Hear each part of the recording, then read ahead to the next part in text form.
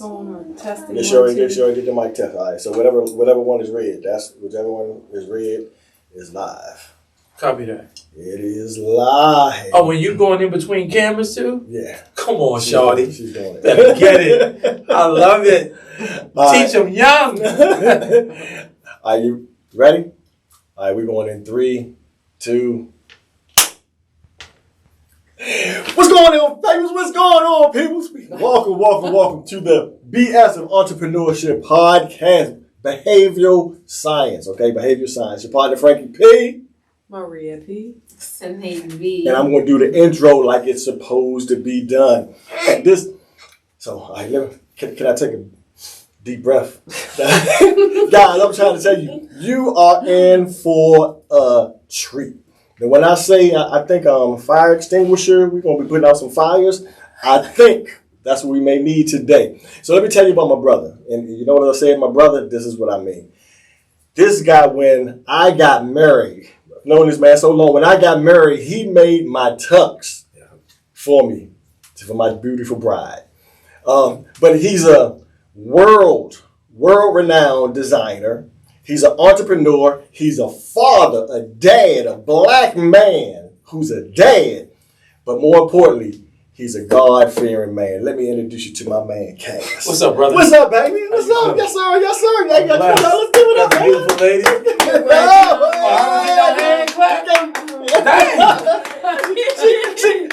I'm out of here. She gave him the, here you go. That was a golf clap. Got a golf clap. Now, what's up, man? I'm happy to be here, man. I'm proud of you. Man, well, I appreciate. I appreciate. I'm trying to follow in your steps, big brother, for real. I'm just letting you know, because knowing your stock, knowing where you came from, knowing some of the challenges you had, knowing some of the successes you had, and the thing that I love is that you're an open book. Definitely. It's a good thing and a bad thing. Yeah. So it could be a curse. But if for those who don't, and they don't really follow you on social media, which you should, we're going to give you his socials in a second. Can you let them know who is KAS? Who is KAS? KAS is a God-fearing man, as you said earlier. I'm a father, which is more important to me than anything that I've ever accomplished. I'm an entrepreneur. I'm a maniac entrepreneur. Okay. I'm like a serial killer entrepreneur. What does that mean? That means that I have more than one revenue income stream. And I'm always looking for the next move. I don't want to wait for the move. I want to plan the move and make the move. So for me, I'm a clothing designer, which I'm well known for. I've been making clothes now. I'll be celebrating on my mother's birthday, June 20th, 36 years. 36 years? In the business. And you're only 25 years old, Hey, I'll take that, man. I'll take that, man. I don't have no hair because of these kids, but I'm a grandfather. I'm a friend. I'm a person that is a motivator. I love people to be around me. I want a lot of things that I've learned, and I'm sure we'll get into it. Stop wasting your words on people that only deserve your silence. Woo! And bar. And for that was something I had to learn, because I'm always wanting people to know what I'm doing. And a lot of people want to know what you're doing so they can pray against you. Come on, KAS. Come on, KAS. So if you keep it silent, they'll only see you in the finish line. And I don't like going to the finish line. I like going the extra mile, because everyone has succeeded, but no one is willing to go the extra mile. It's not crowded there. So that's the type of person that I am. I like to go that extra mile. I like to really push myself. So clothing was one of the things. And tell you something that I had a conversation with God years ago. That's like, how am I going to meet the people that you want me to meet in order to talk to them? And he said, by the gift that I've given you. Come on. A lot of us all have gifts, but we're afraid to unwrap it. We like to look pretty. Yep. But we don't want to show what's inside of it. So we got a lot of pretty wrapping gifts out here that really are not willing to open it up and share, because they are not prepared for what people may say or what they may do. And when you get a revelation of trusting God, because faith comes by trust but not seeing. So as you build what you not see, your faith grows stronger. As your faith grows stronger, then you have more confidence. Okay. As your confidence builds, then you hear God clear. And when he talks to you clear, then he'll tell you how to move. And those are like some of the things that I had to learn because I was doing things on my own understanding. And my business went high and it went low. Like I was the first African-American male couture designer in Saks Fifth Avenue. Oh, wow. And then from there, I became in the top black 50 designers in the world. But here's the funny thing. Okay. I didn't get any experience or any teaching until after I got into the store and until after I met Yves Saint Laurent. But what do you mean you didn't get any teaching? Everything I learned on my own, trial and error. Okay. I taught myself how to sew. My mom's and my grandmother was my biggest inspiration. I would not be doing this if it wasn't for my mother. So you were sewing when you were a young kid. I made my first garment when I was 10. What made you want to do that? My mom was a stylist, and my mom also worked at a bank. And my mom used to fascinate me on how she could just turn certain clothes. I didn't know that we were poor. I didn't know that we were struggling. Kids don't know that. I had no idea. I thought we was balling because every time I turned around, I had a new outfit, and I found out later my mom was taking stuff from my siblings, changing them, fixing them up, and giving them to me, and they looked like they were new. Then I found out later on my mom was dressing the Commodores and Lionel Richie, and dressing pastors. So she was a designer also? No, she was a stylist.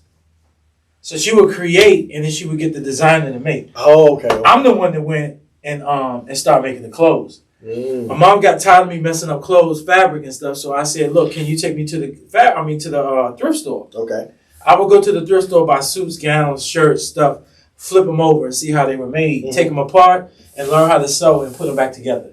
That's how I learned how to sew. Okay. Trial and error. Just trial and error. Simple trial and error. Trial and error. So you didn't give up. No, I didn't give up. A lot of times, and I know I'm going to be jumping because the story is too long for us to stay on your podcast, but a lot of times I wanted to quit. Right. I had to go back to work. Okay. Because I had to feed. Feed the business. Yes. So, but I wasn't feeding the business because my mindset wasn't there yet. And in order for you to learn what you need to do, you have to change your mindset. So tell me about one of those issues that you had. So one of the issues that I had, I did a fashion show. I had a lady come up to me and she said, "I love these blouses. Here's my card." She gave me the card, said, "Give me a call on Monday." The show was Saturday. I called her on Monday. Called her on Monday. She said, "Come into the office in New York. I want to really sit down with you. I was really impressed. But I'm really impressed with those blouses." I go to the office. It's Target headquarters. I get there. She's like, "I really want to do this with you. I want to put these blouses into 10 of my stores. Okay. Can you do it?" One, I couldn't do it because I didn't have a business. I didn't have an EIN. I didn't register my business. You were just... Okay. Two, I didn't have source for manufacturing. So I couldn't fulfill the orders. So this is, again, you having the talent but not the business sense. So I had to change my mindset. So me going to work, I changed it. I said my work is going to fund my career. I kept telling myself that. My 9 to 5. So you got right. So you got to say that again. My 9 to 5 is going to fund my career. Okay. So it made it easier for me to go to work. I wasn't tired anymore. I wasn't struggling going to work. You were going to work for a purpose. Because I was going to work for the purpose because that money was going towards my career that was going to change my life. Yeah. Yeah, and I think especially like in our community, one of the most challenging things we do is we want to look good before we already have the money to do it. Exactly. So if you do it in reverse, if you say, okay, you know what, for the next 3 to 5 years, I'm going to stuff X amount of dollars away. Did you have a percentage you do a step away or? So what I did was I changed how I was living. So I took 50% of my money and I put it towards my business. The other 50% I had to figure out how I was going to live off of. And it worked and it didn't work. I ended up getting set out of my house. I lived in my car for 6 months. I would go to work real early in the morning, take a shower in the gym, and go to work. I worked for a law firm. I was a litigating paralegal. For 15 years, I was a criminal investigator for 4 years. And I would take 50%. Then I said, let me get a roommate to split half of this cost. Right, makes sense. I got a roommate. I started building up my money. I had a great godfather that came in my life named Buttons. He was the one that really showed me and put me out there how to run a business. Then we opened up a restaurant. Had a restaurant in Capitol Hill by the Marine Barracks called The Place. That was my first restaurant. Mm-hmm. I started weighing suits every day to work. All of the suits I was working, suits that I was making, I was wearing to work. Mm-hmm. So I was going to work, which was still the 50%. Right. Opened up a restaurant, taking 25% of that and putting it towards the business and not touching it. How long did you do that for? I did that for 6 years. 6 years. 6 years. Bruh. Did that for 6 years, and then my mom's passed away, and I took that money, and that's when KAS was born. So initially you were just designing. I was just designing no and name, making no clothes, and I was making them and hoping people would ask. My first professional garment was on a professional. Walt Williams, basketball. Come on, tell me that story. Well, my wife at that time and his wife were best friends, Oh. and I met Walt, Okay. and we all became friends. He loved the way I dressed, Yeah, right. and then from there, boom, he was like, "Man, I love the way you dress, man. I'm going in the draft. Make me a suit." Mm-hmm. So I started making him a Oh, suit. this one he was at University of Maryland. Correct. Okay. So you see how long ago this was? Yeah. So then from there, leaving there, then Sam Cassell, Jawan Howard, all of them make me clothes. I'm making them clothes, but once again, I didn't have the business. Mm-hmm. I'm making them clothes, but I wasn't charging them the right amount of money for me to make money. How did you figure that part out? Because I was still broke. But I mean, I was still eating oodles and but noodles. did you get a mentor? Did someone take you under their wings, or how did you figure? How did you figure that out? So, to keep it real funky, my brother was like, "Yo, why are you not making money? You hanging around all these celebrities and all these basketball players. You play ball. You know what type of money that they make. Like, what are you doing? Stop befriending people and start treating them as a client Okay. and not your friend. Your friend will make you go broke. Your family will have you go broke. Okay. Because your family don't never want to pay the full value of what you worth. Come on, man. They don't want to pay you how they know you. No, they paying you how they know you. That's what I said. They only want to pay you how they know you. How they yeah. That's it. You gonna be broke. Mhm. You still be working a 9 to 5. So I step away from them. And I love my family, but they not my core audience. Mm-hmm. My core audience is all over the world now, thank God. Mm-hmm. You know, and it's a blessing. So once I learned the business, Okay. and then once I got with Yves Saint Laurent, now I lived with Yves Saint Laurent for 2 years. Okay. I lived with him. So that was a Let's mentorship. hear me closely. Mentorship. I really need this to sink in. I did not work with him. I lived with him. His goddaughter was a big fan of my clothes. So she would buy my whole collection when I do New York Fashion Week. And she's like, I want the whole collection. Mind you, she was only 5'3". So this is a whole collection I'm remaking for her. Yeah. So you can imagine how much amount of money this is. But great woman. For like 2 or 3 years we were friends. She would fly me out. We would fly together. And she kept talking about her godfather. So then 1 year, I did New York Fashion Week. And in that year, I was nominated for Designer of the Year for New York, London, and Paris. Mm-hmm. And she's like, listen, you got to meet my godfather. And I was like, look, damn it, who's your godfather? Is he mafia? Like, are you going to kill me? Right, exactly. Like, you know what it is? You keep on saying my godfather. Who is he? She said, I'll tell you what, I'm going to call him. So I was doing a interview with Fashion Network. Fashion Network back at that time. That was a big network. Mm-hmm. They did all of the fashion shows for New York Fashion Week. Okay. Showed them all. And she interrupted in the middle of the interview. She said, I'm sorry, but this is so important. He has to take this. So they're still rolling. I'm on the phone, and I'm like, hello? And this guy with this strong Italian accent on the phone on the other line. Come on. Saying, it's so happy, and I'm so proud of you. It's happy to finally get to talk to you. Mm-hmm. I said, well, it's happy to get to talk to you, but who am I talking to? Yeah. And he busts out laughing. And she said, she never told you? Never told me. And he said, wow. He said, this is Yves Saint Laurent.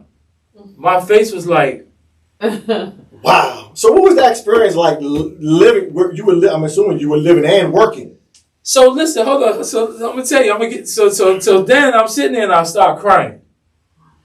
The reason why she did not tell me because I had his posters all over my showroom. Mm-hmm. I love the way he knew the silhouette of a woman. I'm gonna tell you how. So then he was like, "You gotta come out here. Let's do a collaboration.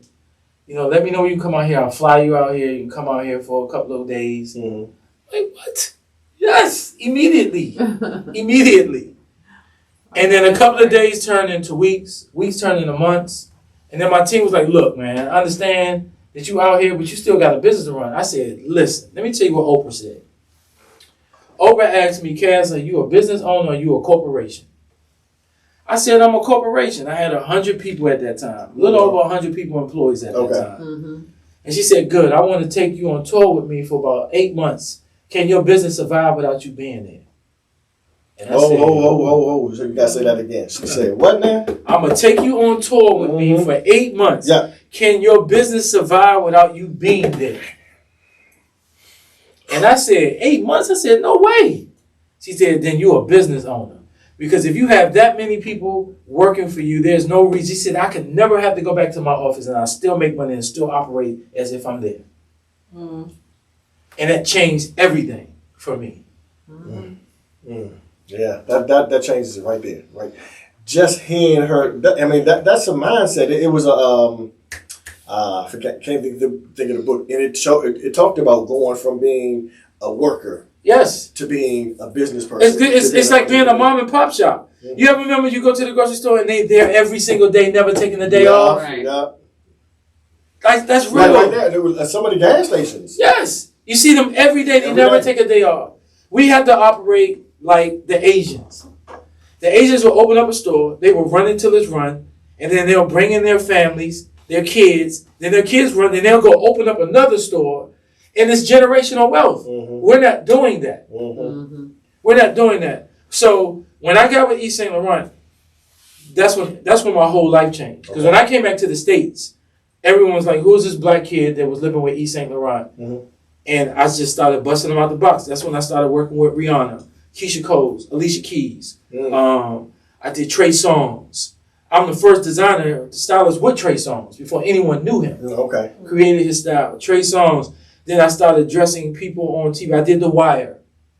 Okay. You know, I was on the wardrobe team for The Wire, so everything started to change. Then I was at the Harbor, first black-owned business at the Harbor. Now let me ask you this: when you were before that phone call with East St. Laurent and your life changed forever, had you ever thought about quitting? No. It was no. I didn't think about quitting until I actually got into the game and I was successful. Huh? How did that? I lost motivation because of the people. I feel like I wasn't getting the respect that I deserve. Okay. For instance, when I won Designer of the Year for New York, London, and Paris, and when I became the first African American male couture designer in Saks, they were like, yeah, you here, but we run this. Okay. Wow. Mm-hmm. You know, I've been, if I can speak freely to your audience, I've been tried several times. I've had a $10 million, a $50 million, a $80 million, a $100 million check written with my name in, and they wanted me to sleep with them, and I wouldn't do it. Mm. I've had people that don't want to work with me because I'm straight. Mm-hmm. They're more comfortable dealing with a gay person. Okay. And that's their preference. It's okay. But you see how the world works. I've been offered TV deals, but they felt like, quote unquote, I'm not exciting enough. Now, y'all know me for over 20 years. I think I'm very exciting. Absolutely. 100%. So. You know what I was just thinking? What's that? I'm sorry. I didn't mean to cut you off. Perfect. I was thinking, who's the guy that, I can't think of the name. You know. Is he in fashion? Is he in fashion? No. He wears a hat and he goes through the jungle. Crocodile Dundee? Something like that. But that's what you remind me of. All these different adventures that you're going on. Oh, like a safari. The adventure. Going on adventures. It's like, that ain't nothing. These are some adventures. Yeah, but that's nothing. I feel like, to be honest with you, those were all tests. We all have to be tested in our career in order to go to the next level. Well, those tests sound exciting. I mean, they were exciting. I always tell people, God will bless you, but the devil will bless you as well. Oh, yeah, that's true. That is true. Because the devil will give you something that you're not prepared for. Right. God will always give you wait. That's where patience come in. Mm-hmm. Patience is faith. When you have patience, it builds up your faith. to trust God and to understand He's there. He's just telling you you're not ready yet. Right. But the devil will give it to you And be like, come on, before you do it, so he can see you fail. So, but I'm gonna go back to where we were when you met Yves Saint Laurent. I'm sorry, I'm going back to Yves Saint Laurent. What from the moment that you got that phone call, how did your drive change? Because it seemed like you were like on fire.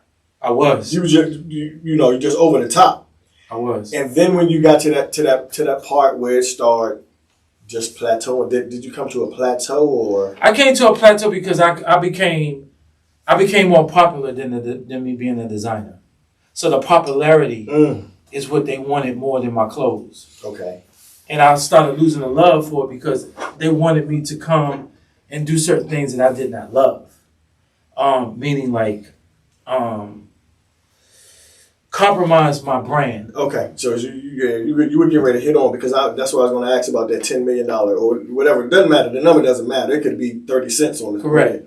But them trying to put you up for sale. Correct. And you just knew your Yeah, character. it's all the devil. See, what they didn't never understand was how much I've struggled and what I've seen. So you can't break me. Mm-hmm. You know what I mean? Like you can't break me. Like I was out in the world. I was out in the streets. Right. I made money before I made legitimate money. Mm-hmm. So I know what money looks like. So that's not moving me. Right. You know, the only thing that you can offer me is access. I know how to make money. The biggest issue with designers, if they're real designers and they're out here, is access and money. Access to money. Oh, access to the money and money. access and money. Okay.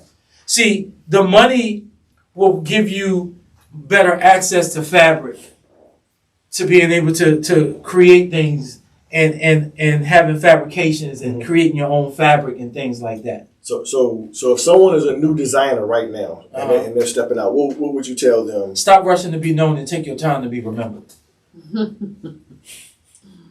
Right there. Let them know. That's exactly what you need. Stop rushing to be known and take your time to be remembered. What does that mean? That means learn your craft. Take your time. I don't care. It took me almost 15 years to get my first store. So for that, I had to go through some things in order to appreciate the gifts that I was given. So social media has everyone gassed up that everything has to be micro like that. That's not how it works. You get it too quick, you don't know how to keep it. So stop rushing to be known and take your time to be remembered. Woo! That was. Did somebody get the fire extinguisher? I'm for real. If you, Get him. I'm trying to tell you, guys. You know what? This. Well, we're not gonna hold you. But what I do always ask my guests before we leave, and we're going to jump into this 60 seconds of fire. Can you share anything that you wish that we haven't touched on, and please let everybody know your socials. My social media is KAS Lifestyle, KAS Lifestyle. That is on Instagram. My business Instagram is Kenny KAS Clothing. My Facebook. Well, my daughter always teases me. She said, "Dad, Facebook is for old people." I feel like I'm still juvenated with some juice in me. So I think so. Who's that? Old people that share birthdays. Yeah, my daughter's- birthdays and anniversaries. I got 7 kids and 10 grandkids. Wow. Woo! You had 7. 7, 5 girls, 2 boys. Wow. Okay. But if I could give you an Super audience, You super dad. yeah, I guess. Just got back from New York, baby. Yeah, New York. Ha It was great. But if I could tell your audience anything, especially someone who wants to get into styling, wants to get into designing, or just want to get into the film industry or any of that, intern. Humble yourself and learn internship. That is the key to anything that is successful because you're getting hands-on information. You're working hands-on to where you want to go and you're learning. I'm not knocking college or anything, but for me, college was a networking experience. It wasn't a learning experience. I learned how to network when I was in college. When I got into the real world as far as doing fashion, I learned by trial and error and doing internships. That's a word right there. That's a word. Intern. Yeah. And if I have to motivate an entrepreneur, then you're in the wrong business. Yeah, you got to. Entrepreneurs don't need motivation. They All right. need encouragement. All right. Well, here we go. It's And support. 60 seconds of fire, Kat. Okay. So it's like a rapid fire. So I'm gonna throw you a question. All right. First thing come out I feel your like mouth. this is dangerous. No. This ain't dangerous. Trust me. All right. Yeah. This just lobbing it up. Kind of know you, so I kind of know where some of these answers are going to go. But as far as you creating a business for yourself, are you more motivated by love? One, by, I use the word hate, but when I say hate, what I really mean is I'm gonna really show the other person what I can do, or by fear that I'm not going to attain what I want. Fear is not an option. So it's definitely not by fear. It's with the love. You got to love what you do. You got to love and just be in love of what you're doing, because of the fact of the matter is, when you first start a business, that's your baby. But as a child, you got to learn how to let them go too. I'm not married to the name. If somebody came and gave me $500 million, $1 billion, goodbye, KAS. See you later. I will start another business. That's another thing too. People are married to certain things where you shouldn't be. I'm not married. I'm married to the business. Come on, man. All right. If you could change one thing about your journey, what would it be and why? If I could change one thing about my journey, I wish my mother was still alive to see all of this. Other than that, nothing. It's who it made me who I am today. Only thing I would have changed is my mother was still living to see this. Okay. Love it. I love it. All right. What is your biggest butt in life? You know, you got the big butt. I don't have a butt. A big butt. I don't have any butts. A butt is a cop out. You just do it. Woo. If you fall on your butt, you get back up. That's the butt. If you fall on your butt, you get back up. Bar. All right. But and I heard someone say before that as soon as you say but, you just lied about everything you said before. Yeah, no butt. That's not an option. When you fall on your butt, you get back up. That's the only butt I know. Ooh, when you fall on your butt, you give it. We get some shirts. All right, and the last one. Complete this sentence. Life is about Love. love. Guys, sink that in. When you learn how to love, Feel it. it'll change your approach on how you deal with life and people. Oh yeah. But love is not given. Love is from inner. And a lot of people don't know how to love themselves because they've never been loved. So how can you teach someone love? We got to learn how to start being kind to each other and stop. Just because you don't understand what someone else's purpose is, don't knock them down. It's their purpose. It's for them. You're not supposed to understand. Because if that was the case, God would have gave us all the same purpose. We all have a different purpose in life. It's just some of us are okay with grabbing the baton. Some people are not willing to grab the baton. They want to be comfortable. But what is comfortable? You know what I mean? That's something you need to ask your audience. What is the definition of comfortable to you? I think in the comment section below, I think we should put down there what is comfortable. What is comfort to you? Yeah, what is comfort? Because comfort to me is making sure, knowing that my family is well off, knowing that I'm leaving a generational wealth. That's a comfort for me. Because a lot of people are working so hard just trying to make it. I don't want to make it. I've made it. So now that I'm here, what can I do in order to teach my kids, to teach my grandkids, to teach my close friends? How can we build together so that we can leave a legacy? This is what's wrong with a lot of neighborhoods. This is what's wrong with a lot of communities. Community base is based on economic development.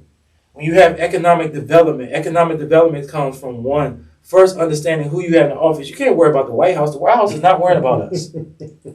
They're worrying about the world. And they got bigger problems. We got to worry about who is the community leader within our community that is going to be able to provide us what we're looking for. I always say this, and I'm sorry. Come on. Take it how you want to. I feel like poor people vote, rich people lobby. Whew. You'll get that. You might not get that right now, but once you rewind that back, listen to it, and you'll get it. It'll sink in. It'll sink in. That's one of those sink in statements right there, brother. That's one of those sink in statements. But hey, we're ready to jump out of here, ladies. You like to add anything? I'm gonna call them the quiet cops. The quiet. They are the quiet coming because all they was saying. Wow, preacher. How it is tonight. This is one of Frankie PBS entrepreneurship podcast, behavioral science, guys. Remember, you change your perspective, you change your life. When you change your perspective, you change your life. When you change your perspective, find out your why, find out what it is, follow it, and guess what'll happen? You'll change your life. Peace. We out of here. Woo!